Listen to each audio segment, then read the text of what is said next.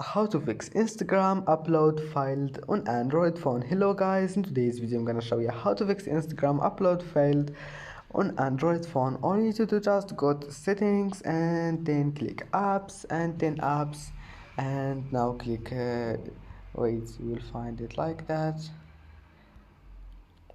Click this one here for stop, and stop Instagram, and now just go to permissions and allow all of those here, and then just go here and clear cache. Now just go back and try again, and if that doesn't fix your problem, just restart your phone and try again, and your problem will be fixed. And that's it for today's video. If you like this video, don't forget like and subscribe, and thank you for watching this video until the end, and see you in the next video.